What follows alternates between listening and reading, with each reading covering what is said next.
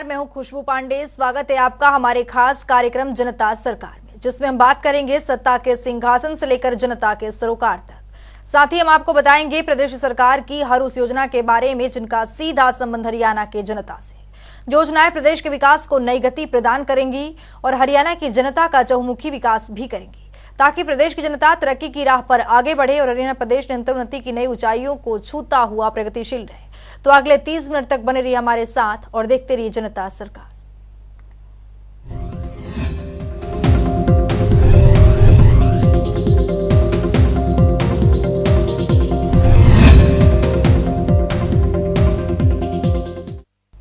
दिल्ली में शनिवार को नीति आयोग की गवर्निंग काउंसिलिंग की 8वीं बैठक हुई। दरअसल ये बैठक प्रधानमंत्री नरेंद्र मोदी की अध्यक्षता में हुई। इस बैठक में हरियाणा के मुख्यमंत्री के साथ साथ कई राज्यों के मुख्यमंत्रियों ने हिस्सा लिया। जहां मुख्यमंत्री मनोहर लाल ने बैठक में अपने संबोधन के दौरान बताया कि प्रधानमंत्री सबका साथ, सबका विकास, सबका प्रयास और सबका विश्वास के मंत्र पर चलते हुए देश का विकास सुनिश्चित कर रहे हैं। तो वहीं हरियाणा सरकार भी प्रधानमंत्री के मार्गदर्शन में पिछले 8.5 साल से केंद्र की योजनाओं को ज्यों का त्यों राज्य में लागू कर रही है। ये रिपोर्ट देखिए।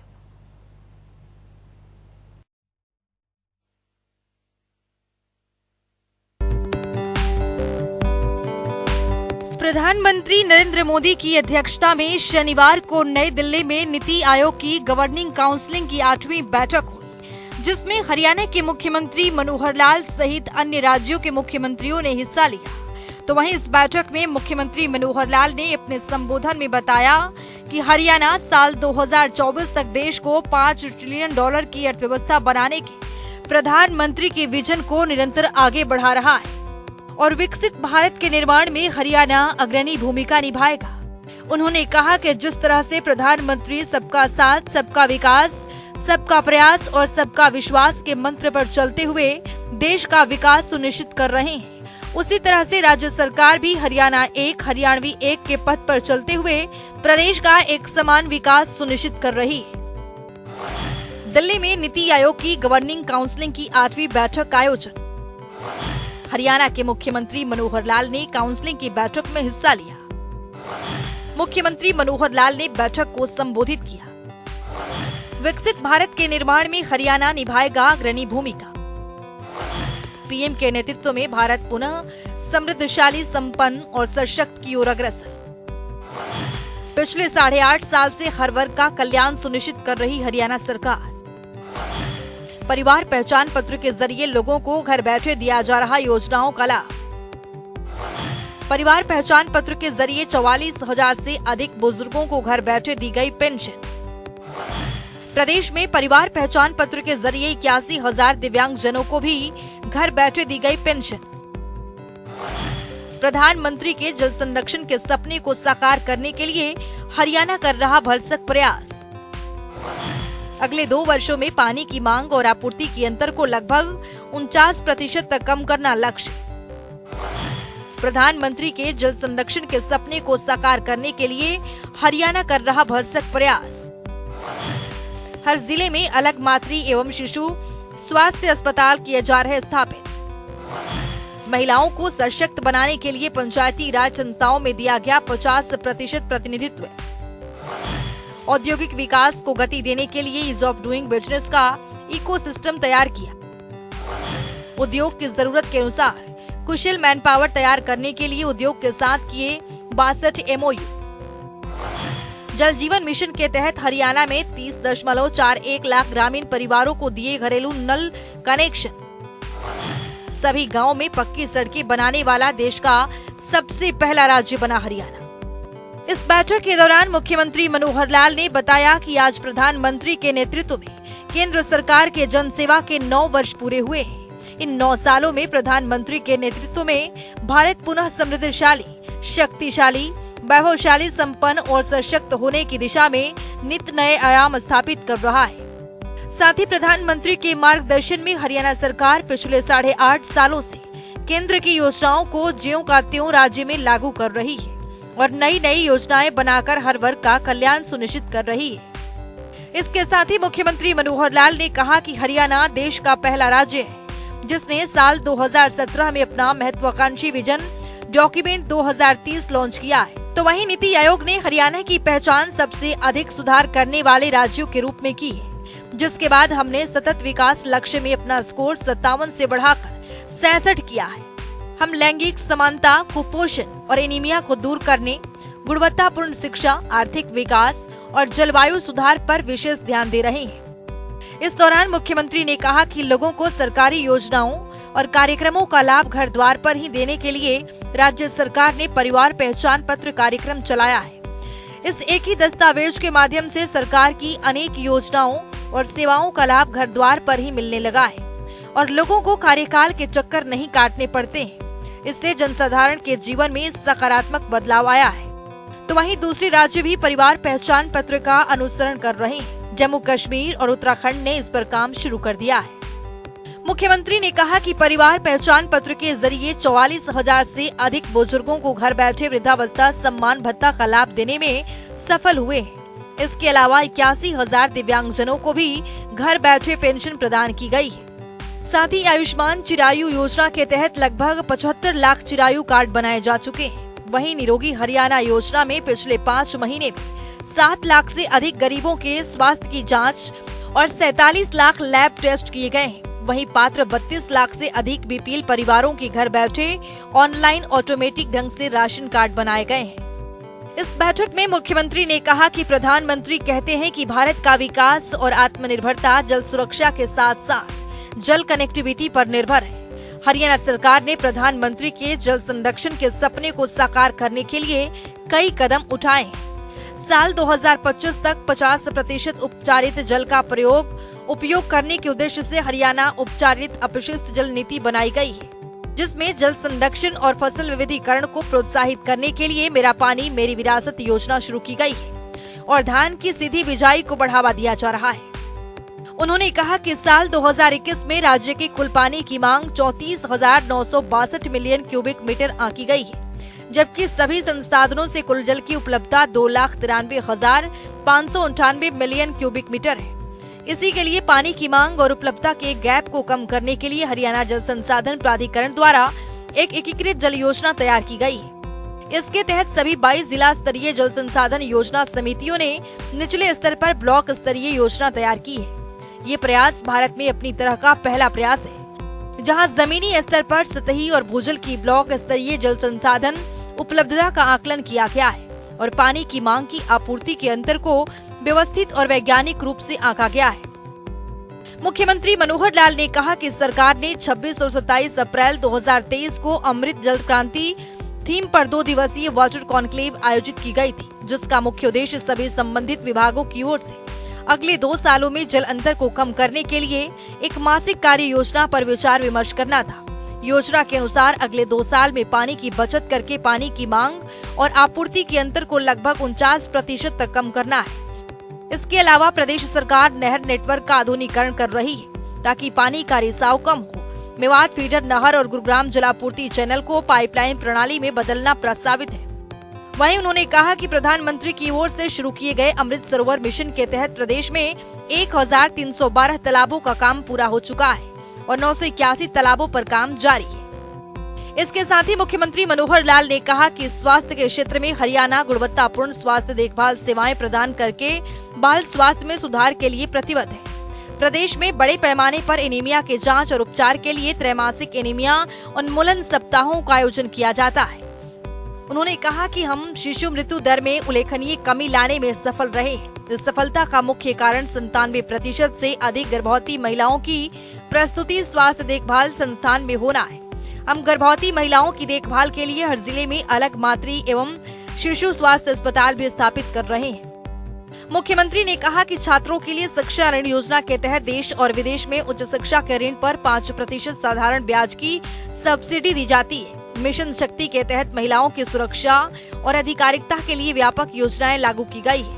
उन्होंने कहा कि प्रधानमंत्री की ओर से शुरू किए गए बेटी बचाओ बेटी पढ़ाओ योजना के तहत कार्यक्रम के फलस्वरूप जन्म के समय लिंगानुपात की दर साल 2014 के 871 से सुधरकर मार्च 2023 में 927 की गई है।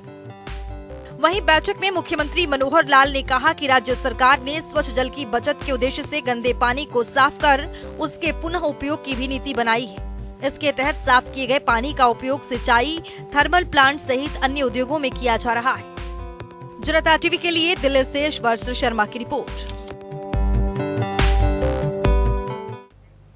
मुख्यमंत्री मनोहर लाल के नेतृत्व में हरियाणा विकास के पथ पर आगे बढ़ रहा है। विकास की दिशा में तेजी से कदम बढ़ा रहे मुख्यमंत्री मनोहर लाल के मार्गदर्शन में हरियाणा प्रदेश में चहुमुखी विकास हो रहा है। आपको बता दें कि मुख्यमंत्री मनोहर लाल का जनसंवाद कार्यक्रम लोगों के बीच लोकप्रिय हो रहा है। जनसंवाद कार्यक्रम से लोगों की समस्याओं का मुख्यमंत्री ने समाधान किया, जिससे लोगों ने मुख्यमंत्री का आभार जताया है। ये देखिए।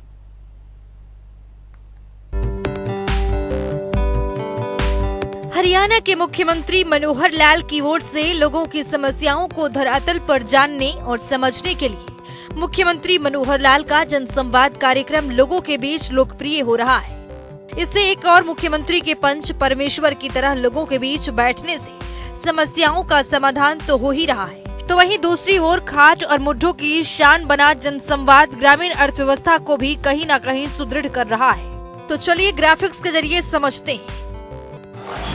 मुख्यमंत्री का जनसंवाद बना खाट और मुड्ढों की शान। मुख्यमंत्री ने पंच परमेश्वर की अवधारणा को किया साकार।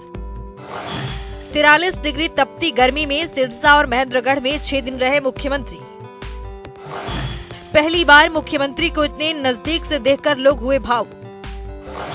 जनसंवाद कार्यक्रम के दौरान जनता की मांग पर हरियाणा परिवहन की बसें शुरू हुई। सच कहना सुखी रहना मुख्यमंत्री का जनसंवाद मंत्र।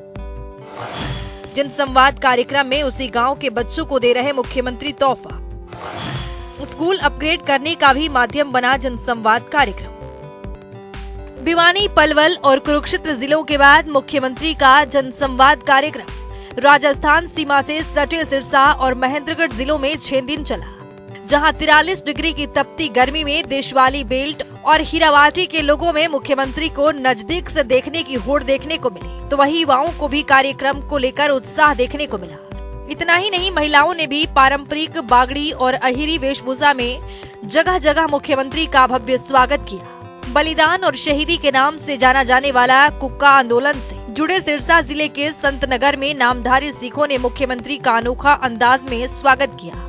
सदाचारी और सात्विक जीवन से जीने वाले नामधारी भी मुख्यमंत्री की कार्यशैली से प्रभावित हुए। पंजाब और राजस्थान सीमा से सटा प्रदेश की देशवाली बेल्ट का सबसे बड़ा जिला सिरसा में मुख्यमंत्री ने मौके पर ही जनता की मांग को पूरा किया। खास बात यह है कि सिरसा जिला प्रदेश का एक ऐसा जिला है जहां के बच्चों से लेकर बूढ़े तक बागड़ी और पंजाबी भाषा बोलते हैं। डबवाली गांव जिला का एक ऐसा गांव जो देश की आजादी से पहले का है, लेकिन आज तक कोई राजनेता लोगों की सुध लेने नहीं आया। मुख्यमंत्री मनोहर लाल ऐसे पहले मुख्यमंत्री बने जिन्होंने डबवाली गांव में जनसंवाद किया है और लोगों की समस्याओं का मौके पर ही निपटान किया है। सिरसा में मुख्यमंत्री ने पंजाबी और बागड़ी भाषा में संवाद कर लोगों का मन मोह लिया। मुख्यमंत्री मनोहर लाल के सिरसा जिले के जनसंवाद कार्यक्रम में पूर्व प्रधानमंत्री और हरियाणा के मुख्यमंत्री चौधरी देवीलाल की झलक दिखलाया गया।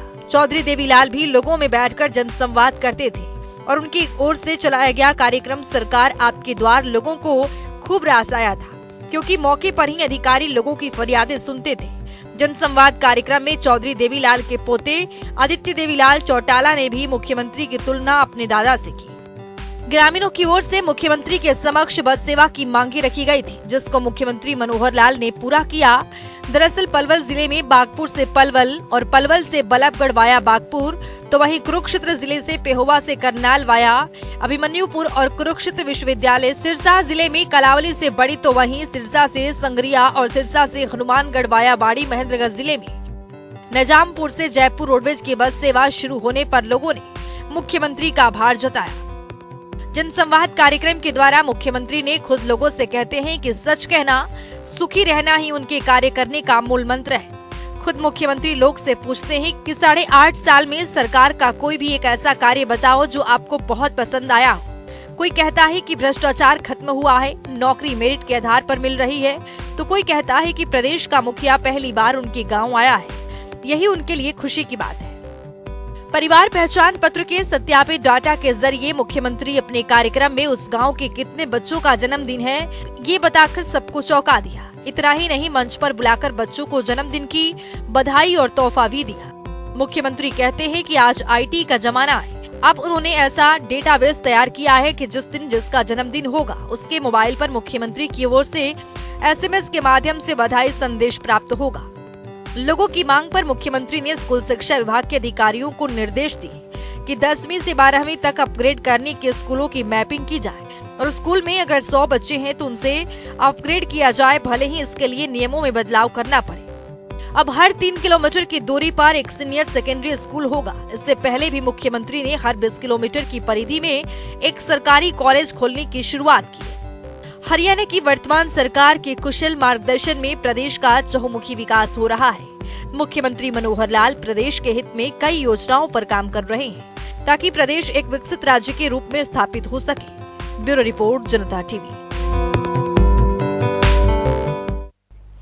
तो वहीं मुख्यमंत्री मनोहर लाल प्रदेश में जनसंवाद कार्यक्रम के जरिए आमजन से रूबरू हो रहे हैं। आम जनसंवाद कार्यक्रम के जरिए लोगों की शिकायतों का समाधान भी कर रहे हैं। मुख्यमंत्री इस जनसंवाद कार्यक्रम से लोगों में काफी उत्साह देखने को मिल रहा है। तो आइए ग्राफिक्स के जरिए देखते हैं। कार्यक्रम में मुख्यमंत्री की लोकप्रियता बढ़ी है तो मुख्यमंत्री मनोहर लाल महेंद्रगढ़ जनसंवाद कार्यक्रम में शिरकत कर रहे थे। तो वहीं कार्यक्रम में कोका गांव के बुजुर्ग ने अपना अनुभव साझा किया है।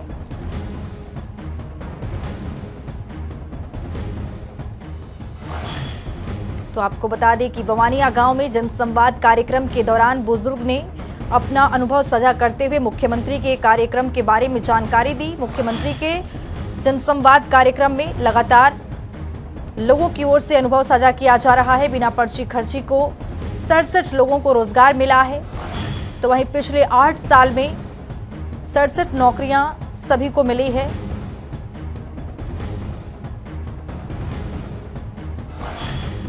तो वहीं गांव सतनाली में भी युवक ने अपना अनुभव साझा किया है।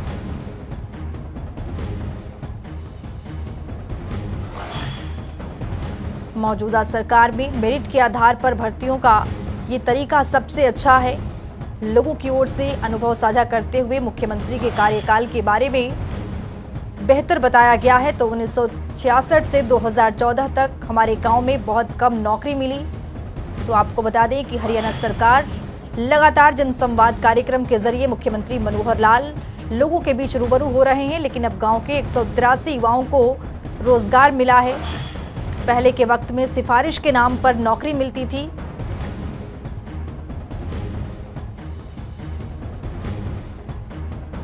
तो आपको बता दें बड़ी नौकरियों में भी की गई सिफारिश, कोई पैसा नहीं चला। तो आपको बता दें कि लोगों की ओर से ये अनुभव साझा करते हुए बताया जा रहा है जनसंवाद कार्यक्रम में मुख्यमंत्री की ओर से किस तरह से बड़ी उपलब्धियां हासिल की गई है। मौजूदा सरकार में मेरिट के आधार पर काबिल बच्चों की भर्तियां की गई हैं। हरियाणा प्रदेश में जहां परिवार पहचान पत्र के जरिए बुजुर्गों को पेंशन का लाभ मिल रहा है, तो वहीं आपको बता दें मुख्यमंत्री मनोहर लाल की ओर से भी दिव्यांग जनों के लिए भी योजना का लाभ उठाने की बात कही गई है। तो चलिए ग्राफिक्स के जरिए समझते हैं। तो अब दिव्यांग को परिवार पहचान पत्र के जरिए स्वतः लाभ मिलेगा। 60% से अधिक दिव्यांगता होने पर जिलाधिकारी पेंशन शुरू करेंगे। तो वहीं स्वतः लोगों की सहमति मिलेगी। सहमति देने के लिए खुद ब खुद शुरू हो जाएगी पेंशन योजना। तो चलिए अब जान लेते हैं कि आज के इस सवाल का विजेता कौन है।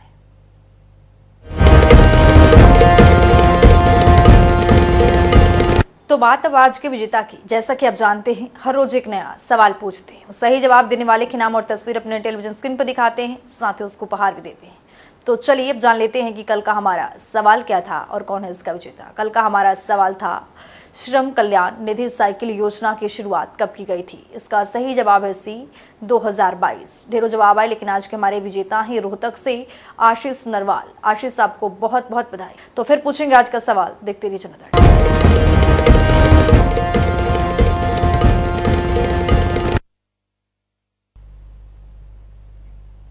तो वक्त हो गया है आज की मुलाकात का। आज की मुलाकात में हम हर दिन नए शख्सियत से आपको रूबरू कराते हैं और उनकी कार्य प्रणाली पर बारीकी से नजर डालते हैं, जानते हैं तमाम योजनाएं जो बनी है हरियाणा की जनता के लिए।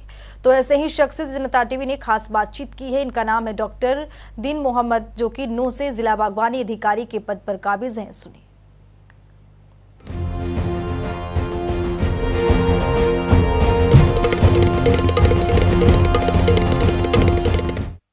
बागवानी विभाग की तरफ से हर गांव में कैंपेन चलाया जा रहा है, जो 18 जुलाई तक कैंपेन चलेगा और उसका मकसद है कि बागवानी विभाग और सरकार की स्कीमों के बारे में हर इंसान को पता चले, हर किसान को पता चले। इसके लिए हमने 7 टीमें बनाई हैं। हर ब्लॉक में एक टीम काम कर रही है, जो एक दिन में एक गांव को कवर करती है। आज जैसे फिरोजपुर झिरका गांव के बदौपुर विलेज में मैं गया हूँ। मेरा हर गांव में एक दिन दौरा होता है। आज मैं फिरोजपुर झिरका में हूँ तो कल मैं तावड़ू में जाऊंगा। इसी तरह से एक दिन एक ब्लॉक के गांव में मुझे जाना है और इसमें किसानों को जागरूक किया जा रहा है और मोटिवेट किया जा रहा है कि वो अपनी आमदनी बढ़ाएं, बागवानी के साथ जुड़ें और परंपरागत कृषि से डाइवर्सिफाई हो। हमारा जो मेवात जिला है कहने को पिछड़ा है, लेकिन बागवानी के पॉइंट ऑफ व्यू से ये नंबर 1 पे है। हमने पिछले वित्त वर्ष में 22-23 में 2567 किसानों को बागवानी के साथ जोड़ा है, जो हमारा सबसे नंबर 1 पोजीशन पे है। और हमारे बाद जो है नारनौल जिला आता है, जो 2nd पोजीशन पे है। बागवानी के इसी तरह के कैंपेन चला के हर किसान तक जाते हैं। उनका रजिस्ट्रेशन हमारा स्टाफ खुद करता है। यहाँ के लोग पढ़े लिखे नहीं हैं, मोबाइल यूज नहीं करते हैं, और करते भी हैं तो स्मार्टफोन उनके पास नहीं है, तो मेरी फसल मेरा ब्यौरा पे भी रजिस्ट्रेशन नहीं कर पाते हैं और हमारे साथ भी रजिस्ट्रेशन नहीं कर पाते। इसलिए हमने कैंपेन चलाए हुए हैं और अपने सारे स्टाफ को फील्ड में लगाया हुआ है। वो किसानों की मदद करते हैं रजिस्ट्रेशन में भी और स्कीमें बताने में भी। हमारे यहाँ पे बेर जो ऑर्चार्ड है वो भी काफी है, अमरूद भी काफी है, लेकिन ऑर्चार्ड की तरफ लोगों का बाग की तरफ इतना रुझान नहीं है जितना सब्जी की खेती की तरफ है। बाग की खेती में 3 साल बाद हमें फल देना शुरू करता है बाग, लेकिन जो सब्जी की खेती है वो सीजनल होती है, 2-3 महीने में वो लोगों को मुनाफा दे देती है और वो उनको ज्यादा अट्रैक्टिव लगती है। तो सब्जी की खेती पे ज्यादा लोग ध्यान देते हैं, सब्जी की तरफ ज्यादा आते हैं, जुड़ते हैं सब्जी के साथ।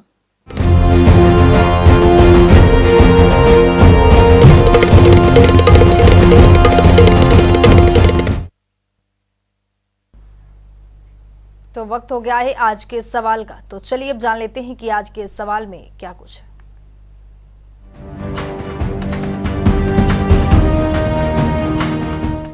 हर रोज की तरह हाजिर हूं आज का सवाल लेकर। जैसा कि आप जानते हैं, हर रोज एक नया सवाल पूछते हैं, सही जवाब देने वाले के नाम और तस्वीर अपने टेलीविजन स्क्रीन पर दिखाते हैं, साथ ही उसको उपहार भी देते हैं। तो चलिए अब नजर डालते हैं आज के सवाल पर। हरियाणा सरकार ने प्रदेश में पद्मा योजना की शुरुआत कब की थी? ए 23 फरवरी 2022, बी 24 मई 2022, सी 12 जनवरी 2022, डी 20 जनवरी 2022। तो दीजिए सही जवाब और बनिए विजेता।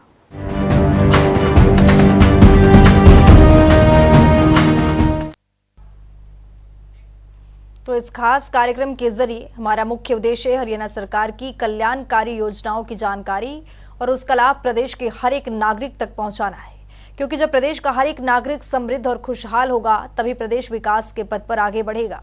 हमारे खास कार्यक्रम जनता सरकार में आज के लिए इतना ही। नमस्कार।